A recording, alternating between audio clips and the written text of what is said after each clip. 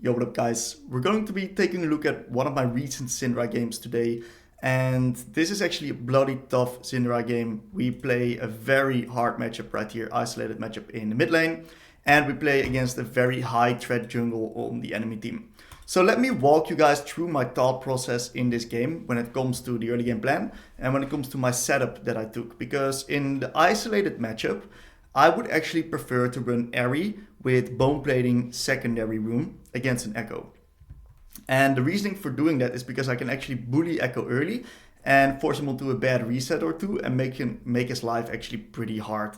And that is also denying some of his trading patterns because he wants to be jumping onto me, and bone plating denies him to do that. But I'm also playing against a Rek'Sai.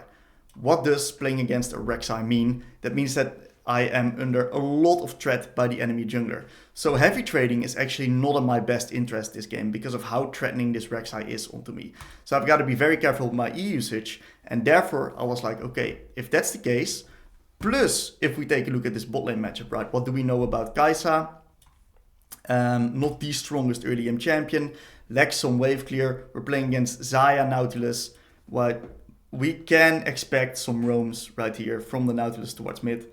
So I'm under even more threat. My support isn't really a roaming support, even though she can. It's not really a roaming support at heart.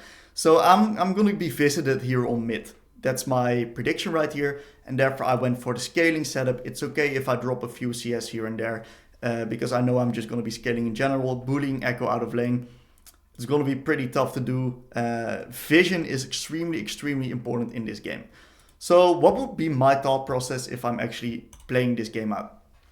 So we just talked about the high threat onto the enemy team, and I would actually like to go for a 3 stack into a wave bounce, so I don't give Echo the level 3 advantage. And after that, depending on how much vision that I have, I can actually adapt. I could theoretically keep pushing if I take good quality trades, but otherwise I just get the wave safely on my side and make sure that I avoid any ganks from the Rek'Sai or Nautilus. So in this level 1 right here, I do not have bone plating, and I already predicted Echo to have E up. Because of the way he moved, he stood extremely close towards me when I tried to walk up and look for a Q. So I was predicting him to try to dodge my Q with his E and then E on top of me. So that's exactly what I do. I walk back, I space it, and then at the end I'm completely fine just trading a little bit of damage like this because I get my first strike gold. So right now I land another beautiful Q. The lower Echo is, the harder it is for him to actually start trading onto me. So that's my mindset that I have with these kind of trades, is I want to be trading onto him to make sure that he does not feel free and he feels pressured to trade upon me. So I do a few out attacks here and there. I don't want to really mess my wave up. My wave is in a quite alright position. And right here I make a slight mistake. And what I do right here is I actually go for an E with my Q not barely being up. It would have landed, but my Q wasn't up yet. So now I hit these 3 back minions. Right, that's a pretty big mistake. And we're gonna see in a bit why that is because of me hitting those 3 back minions right now. I'm going to lose these 2 creeps, and I actually fuck up my 3 stack. It's really unfortunate, but the wave gets kind of in this really awkward position on Echo's side right here. So if Rek'Sai is really fast, that is clear, and he got a leash, he could be literally here on the bottom right now and could gank me, and I would have had to burn my flash and be in a very sticky situation with this wave. So I made a slight mistake with my wave management. But I get lucky because we have full vision. I can actually keep pushing the Echo in, and I'm in a pretty decent position. This was also a really bad E, because if Rek'Sai decides to gank me right now, I do not have my E for self-peel. So very dangerous, very stupidly aggressive playstyle for me right here, which I actually get away with, even though I shouldn't have gone away with it. In a different game, this would be way different, and I would have probably gotten punished for it. So Echo E's into me. That's completely fine. I got all these creeps hitting the Echo right here, and I use my QE once again onto him to get this beautiful little trade onto him. He's losing a lot of HP. He's down to 1 potion, using his final potion right now. And because we have vision on the bot side, and I know my Jarvan is on bot side as well, I actually decide to take a risk and keep pushing this to keep pressure onto Echo. And we spot the Rek'Sai right there, which is beautiful for me, because therefore I can now just ward bot side and I'm in a completely fine position. Because I know Rek'Sai is going to be bot side, we have vision onto his blue buff. So I'm pretty happy with this position that he didn't gank me early. Took some pretty good trades into this Echo right here. Another beautiful Q, chipping away this HP bar. And Echo is desperate to get this wave in and get a reset. So what I can do right now is I can actually kill him. He's in kill threat. But I need perfect ability usage. Because he still has flash. He can dodge a lot of my abilities. So what I do is I just auto him down. I see that he's greeding for these last few creeps. And I actually go, right, for the E into Q once again.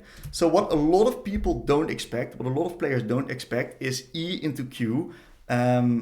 Because what is going to happen is I'm going to push them back. I'm going to push them and basically CC them in that small little spot, and they can't get out of it because they're still stuck by the CC. But if I QE, it's really obvious, and you can just flash it or E it or dodge it in any kind of way. And right here, we see that he does not dodge the QE because I EQ because he's in the range of it. And that leads me to get this beautiful solo kill, and that's absolutely amazing as Syndra in this stage of the game. Because this ramps me up towards Lost Chapter. Waves in an awesome position as well. I use my potion, I see a little skirmish break out, and because Echo is dead, I can actually make the difference right here. So this skirmish would not be too favorable, usually, if Echo would be there as well, because my champ is not that good at skirmishing in this stage of the game. But because we actually have the Echo killed, we can actually go for the skirmish. Clean up right here, we get the beautiful kill onto the guys as well. And Nautilus just finishes me up. That's completely fine. It gives me actually fast reset. And Nauti getting my kill doesn't change anything. So I get a beautiful reset on Lost Chapter with fillable potion. Beautiful wave state as well. So what's next? Right now, I want to keep taking good quality trades into Echo. If we take a look at his items right here. He's kind of fucked. He does have refill. But item-wise, he's just not in as good of a position as I am. But what I have to understand is I am under a lot of threat right now. From the enemy Rek'Sai especially. His ganks are going to be quite strong. So while Echo's trying to get the wave in, I take this opportunity to take a beautiful good quality trade upon him. Thin the wave a little bit. I can just let it crash. It's completely fine. And we do some Chovy-like CSing under the tower right here, hitting every single creep. So in this position, I'm really happy. So I'm too scared to actually walk into this bush right here because Echo might be trapping me there. We don't really know where Rek'Sai is. It would make sense for Rek'Sai to opt in to go to top scuttle. Even Echo could be theoretically ganking top right now, so I'm heavy spamming top. I'm not happy that my Jarvan is going to take a 2v2 skirmish right there. We know Rek'Sai is there because he went for the top grab. Because he lost the bot grab skirmish, of course.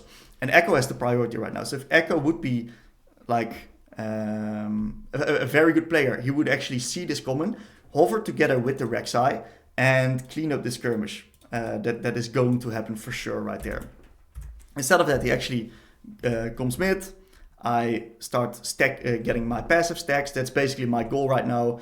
Poking down the Echo a little bit, getting my passive stack, and we win the top lane skirmish by just a little bit, which is really lucky, and puts us in an amazing position in this game. Now I know where the Rek'Sai is, so I can actually chill in lane here and play a bit more aggressive. So I make a lot of mistakes with my ability usage right here. What do? I just brush it. In this situation, there's no reason for me to start with Q. I should literally just start with W, try to get the slow, play with auto attacks. After I get the slow, I go for Q, and I can probably, because I can just take my time, also just do my E afterwards and just get a beautiful trade-off. But I rush all of my abilities, I panic a little bit, and then I also QE. It's not the biggest mistake, I just lose a lot of mana, and I just have to walk the way around. As I said, not the biggest mistake, but definitely a massive missed opportunity. So right now I reach level 6, try to get my passive stacks again. Beautiful, another stack with first strike gold, also stacking first strike at the moment.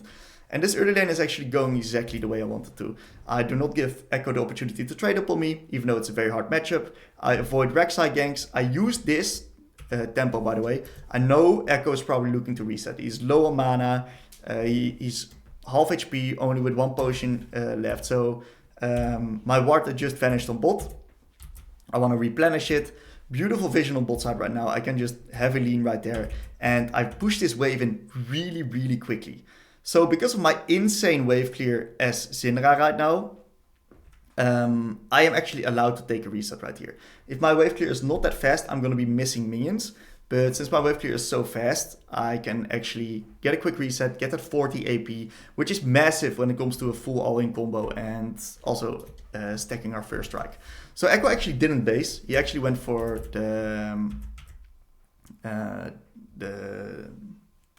what is it? The fruit in the river. He went for the fruit. And he's actually able to get a reset from this in the end. I give him a free opportunity to reset for a blasting one. Was it worth? Debatable. When it comes to like really playing against the enemy laner, probably not. But when it comes to what I want to do, scaling up, getting stronger, probably yes. And I actually managed to cancel his reset right here at the final second. And that is basically a game over sentence for Echo. Echo has no TP. I just messed him up on his reset. He does not have the resources to stay much longer in lane, but he kind of has to. And otherwise he's going to lose a lot of creeps and tower plates.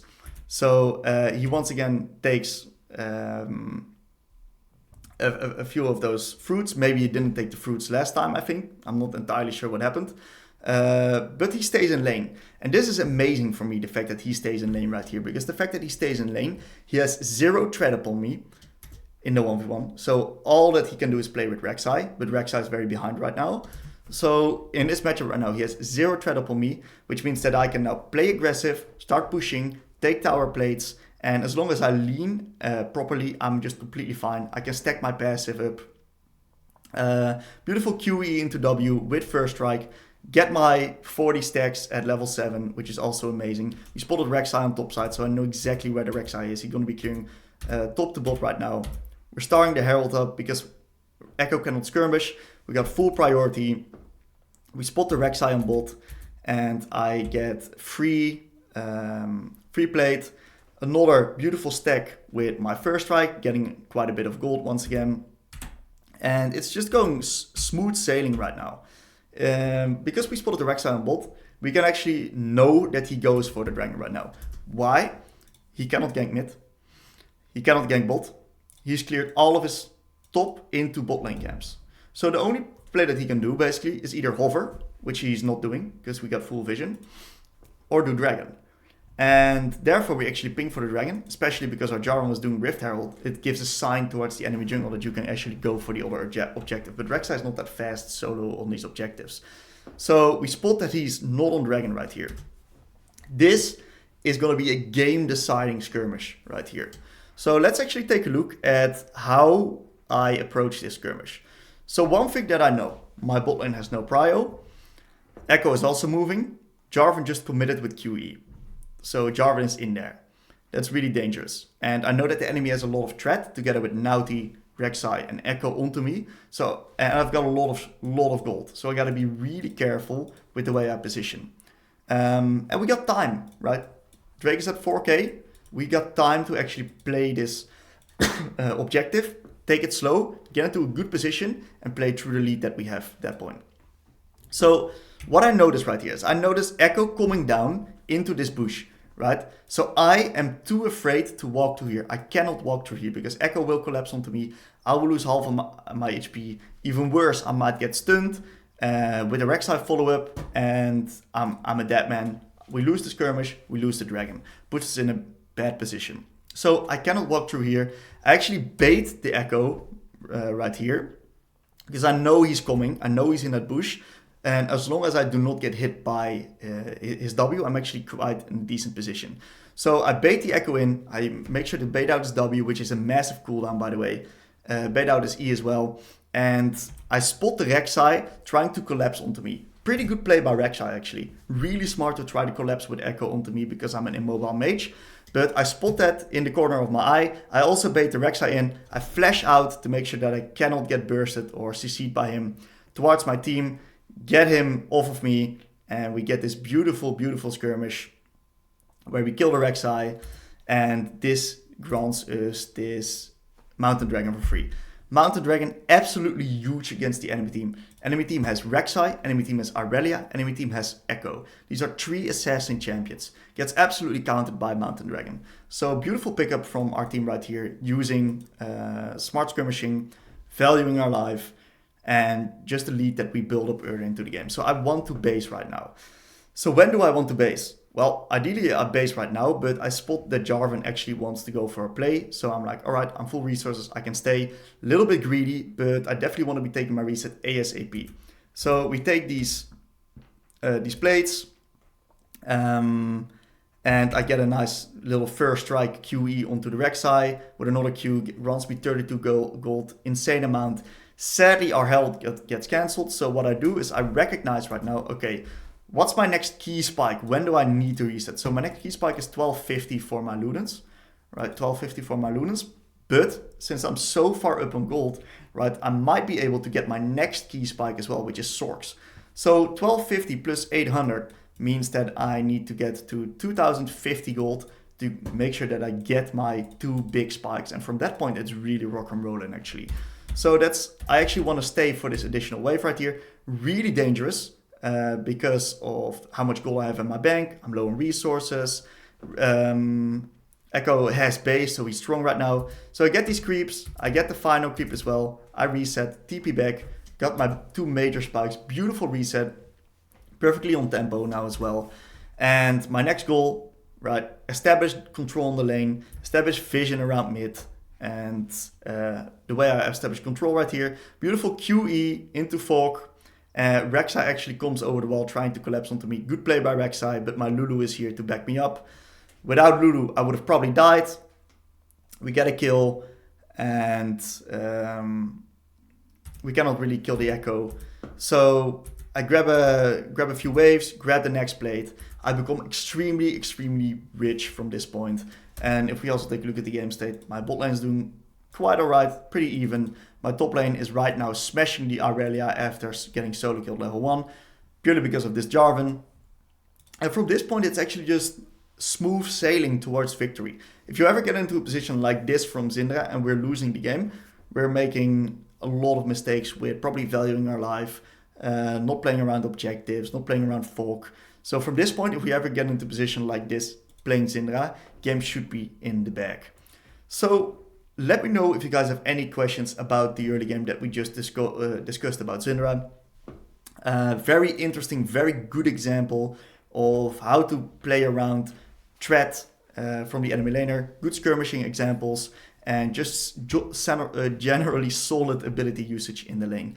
Let me know if you guys have any questions and I'll definitely get back to you guys. And otherwise, I'll see you guys real soon with some more content. Have a great day.